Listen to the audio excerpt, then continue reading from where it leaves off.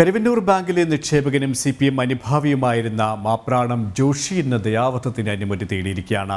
നിരവധി പേരാണ് തട്ടിപ്പിനിരയായി നിക്ഷേപങ്ങൾ തിരികെ ലഭിക്കാൻ ജീവിതം വഴിമുട്ടി നിൽക്കുന്നത്.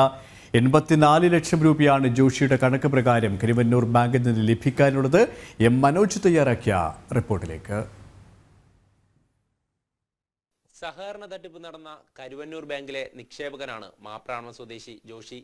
2.5 വർഷമായി നിരന്തരം പോരാട്ടം നടത്തിയിട്ടും നിലവിൽ 84 ലക്ഷത്തിലധികം ഉള്ള നിക്ഷേപത്തിൽ നിന്നും തിരികെ കൃത്യമായുള്ള തുക ലഭിച്ചിട്ടില്ല. അവസാനം ദയാവധത്തിന് സർക്കാരിനും അതുപോലെ തന്നെ ചീഫ് ജസ്റ്റിസിനും അപേക്ഷ നൽകിയിരിക്കുകയാണ് ഈ ജോഷി.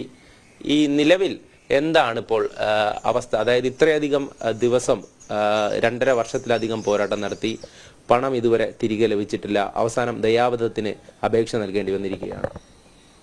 മറ്റെന്താണ് ചെയ്യേണ്ടത്? നീതി ലഭിക്കാൻ എന്ത് ചെയ്യണം? നമ്മളുടെ കൂടെ നമ്മൾ നീതിപീഠം, ഹൈക്കോടതി വരെയാണ് കേരളത്തിലുള്ളത്. അത് തന്നെ വളരെ എക്സ്പെൻസീവാണ്, സാധാരണക്കാരന് അപ്രാപ്യമാണത്. പിന്നെ നമ്മൾ വക്കീലിനോട് ചെയ്യുകയൊക്കെ ചെയ്യണമെങ്കിൽ നമ്മൾ എറണാകുളം പോകണം.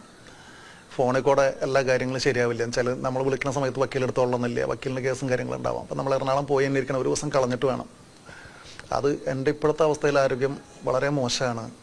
ഇക്കൊല്ലം തന്നെ എനിക്ക് 3 സർജറി കഴിഞ്ഞു. 2023 24 തുടങ്ങിയല്ലേ ഉള്ളൂ.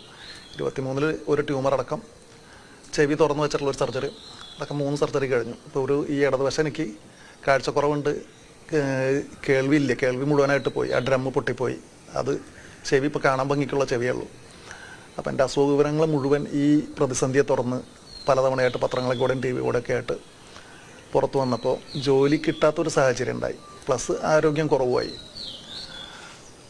അതും നീതി നിഷേധം എന്ന് പറഞ്ഞാൽ അതിൻ്റെ പാരമ്പര്യത്തിലാണ്. സഹകരണ ബാങ്കുകളിൽ പൈസ ഇട്ട് കഴിഞ്ഞ് കഴിഞ്ഞിട്ടുണ്ടെങ്കിൽ പട്ടിയുടെ കുടത്തിലിട്ട പോലെയായി. എന്നുവെച്ചാൽ അവർക്ക് ഇഷ്ടമുണ്ടെങ്കിൽ തരാം, ഇഷ്ടമുള്ള ആളുകൾക്ക് തരാം. എല്ലാ നീതി നിർവഹണവും കക്ഷി രാഷ്ട്രീയം നോക്കിയിട്ടാണ് നമ്മളുടെ ഇന്ത്യ മഹാരാജ്യത്ത് തന്നെ നടക്കുന്നത്. നമ്മൾ പലവട്ടമായിട്ട് കണ്ട കാര്യങ്ങളാണ്. ബിൽക്കിസ് ബാനു ഇപ്പോൾ അടുത്തുണ്ടായ കേസ്, ബിൽക്കിസ് ബാനു കേസിൽ പ്രതികളെ പുറത്തു വിട്ടത്, അവരെ പുറത്തുവിടാനായിട്ട് സ്റ്റേറ്റിന് അധികാരമുണ്ടെന്നാണ്. അതുപോലെ തന്നെ സ്റ്റേറ്റിൻ്റെ അധികാരമാണ് സഹകരണ വകുപ്പിൽ ഇവിടെ നടക്കുന്നത്. ഞങ്ങൾക്ക് ഇഷ്ടമുള്ളത് ഞങ്ങൾ ചെയ്യുമെന്നാണ് വകുപ്പ് ചെയ്യുന്നത്.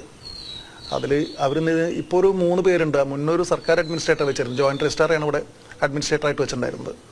അത് മാറ്റിയിട്ട് ഇപ്പോൾ 3 പേരെ, എന്നുവെച്ചാൽ ഈ സഹകാരികളുമായിട്ട് യാതൊരു ബന്ധവുമില്ലാത്ത 3 പേരെ ഇവിടെ അഡ്മിനിസ്ട്രേറ്ററായിട്ട് ഇപ്പോൾ വെച്ചേക്കണം. Administrative committee.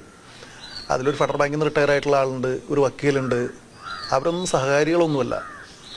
അപ്പോൾ അവർക്ക് കാട്ടിലെ തടി തേവരാനാന്നുള്ള അവരുടെ ഇത്.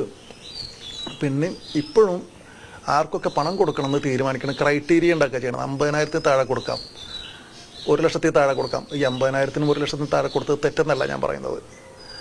അതുകൊണ്ടൊരു ബാങ്ക് നിലനിൽക്കുമോ? വലിയ നിക്ഷേപങ്ങളാണ് എപ്പോഴും ബാങ്കിന് നിലനിർത്തിയിട്ടുള്ളത്. ആ വലിയ നിക്ഷേപകർക്ക് കൊടുക്കില്ല പറയുന്നത്. 2.5 വർഷമായിട്ട് ഇപ്പം തന്നെ എനിക്ക് കത്ത് ലഭിച്ചു. 2.5 വർഷമായിട്ട് പലിശ ഞങ്ങൾ കണക്കാക്കുന്ന പോലെ തരാൻ പറ്റുള്ളൂ. ഈ FT നിക്ഷേപത്തിൽ നമ്മൾ വാഗ്ദാനം ചെയ്ത പലിശ തരാൻ പറ്റില്ല. ബാങ്കിൽ ക്രൈസിസ് അത്രേ. ക്രൈസിസ് ഞാൻ ഉണ്ടാക്കിയതല്ലല്ലോ, ഇവിടെ ഒരു സഹകാരി ഉണ്ടാക്കിയതല്ല ക്രൈസിസ്. നമ്മൾ ശരിക്കും പൊട്ടന്മാരായിട്ട് ജീവിക്കുകയാണ്. ഇതിവിടെ എന്താ നടക്കുന്നതെന്ന് അറിയാതെ. എന്തൊക്കെയോ നടക്കുന്നുണ്ട്, പുകമറയത്താണ്. അപ്പോൾ എൻ്റെ കയ്യിൽ മക്കളെ പഠിപ്പിക്കാനായിട്ട് എനിക്ക് പറ്റുന്നില്ല, ജീവിക്കാനായിട്ട് എനിക്ക് ഇപ്പോൾ ജോലി ഇല്ലാത്ത സമയത്തും അസുഖമാകുമ്പോൾ എൻ്റെ നിക്ഷേപമാണ് എന്നെ താങ്ങേണ്ടത്. അത് അവർക്ക് തോന്നുന്ന സമയത്ത് തോന്നുന്ന പോലെ തരുള്ളൂ, പലിശ തരില്ല, 2.5 വർഷത്തെ പലിശ തരില്ല എന്നൊക്കെ ഇന്നലെ പറഞ്ഞ് എനിക്ക് കത്ത് തന്നിട്ടുള്ളത്. എന്താണ് ഞാൻ മനസ്സിലാക്കേണ്ടത്? എൻ്റെ നിക്ഷേപം എന്ന് തരുന്നതിൽ ഇതുവരെ പറഞ്ഞിട്ടില്ലേ. ഇതിനെ ബാങ്ക് എന്നല്ല പറയേണ്ടത്. ഇതൊരു തട്ടിക്കൂട്ട് കളവ് സംഘം, അതാണ് വിളിക്കേണ്ടത് ശരിക്കും. ഇതിനെ വിശ്വസിച്ച് പൈസ കൊണ്ടുകൊടുത്ത നാട്ടുകാർ മുഴുവൻ വിഡ്ഢികൾ. അതും കഴിഞ്ഞിട്ട് ഇവിടെ ഒരു ചേച്ചി മരിച്ചതെന്ന് ഇപ്പോൾ എന്താ പറയുക, പുലഭ്യത്തിൻ്റെ പെരുമഴയായിരുന്നു. അവർക്ക് സർക്കാർ ആശുപത്രി കിടന്ന് ചത്തുകൂടെ എന്നൊക്കെയാണ് ചോദിച്ചത്. വളരെ മോശമാണ്. ഇവർക്ക് എന്നാണ് മനസാക്ഷി ഉണ്ടാവുക? എന്നാണ് മനസ്സുണ്ടാവുക? ആദ്യം മനസ്സ് നന്നാവട്ടെ, എന്നിട്ട് ഭരിക്കാൻ കയറിയിരിക്കട്ടെ. കണ്ണ് കാഴ്ച ഉണ്ടാവട്ടെ. ഈ കണ്ണും കാതും കേൾക്കാതെ മനസ്സുമില്ലാത്ത ആൾക്കാർ ഭരിക്കാനിരുന്നു കഴിഞ്ഞാൽ ഇതൊക്കെ ഉണ്ടാവും. മന്ത്രി ആർ ബിന്ദുവിൻ്റെ സ്ഥലം കൂടിയാണ്. അത്തരത്തിലൊരു ഇടപെടൽ ഒരു ഭാഗത്തുനിന്നും ഉണ്ടായിട്ടില്ല. മന്ത്രിയെ കണ്ടിരുന്നോ? ഞാൻ ഫോണിൽ വിളിച്ചിരുന്നു പലവട്ടം. എന്നോട് സമയമില്ല എന്നാണ് പറഞ്ഞത്. എൻ്റെ MLA കൂടിയാണ് കേട്ടോ അവൾ. മീൻസ് എൻ്റെ പഴയ സഭയിലത്തെ സഖാവ് കൂടിയാണ്, എൻ്റെ MLA ആണ്, സുഹൃത്താണ്. ഞങ്ങൾ ഒരുമിച്ച് കവിത എഴുതുന്ന ഒരു ഗ്രൂപ്പുണ്ട്, എന്നെ കാണാനായിട്ട് സമയമില്ല എന്ന്, അവിടെ സംസാരിക്കാൻ ഫോണിൽ സംസാരിക്കാൻ സമയമില്ല എന്നാണ് പലവട്ടമായിട്ട് പറഞ്ഞത്. ഇത്തരത്തിൽ നിരവധി പേരാണ് ഈ ഒരു തട്ടിപ്പിന് ഇരയായിട്ട് ജീവൻ ഒടുക്കേണ്ടി വന്നതും ഇങ്ങനെ സമര പോരാട്ടങ്ങളുമായി മുന്നോട്ട് പോകുന്നതും.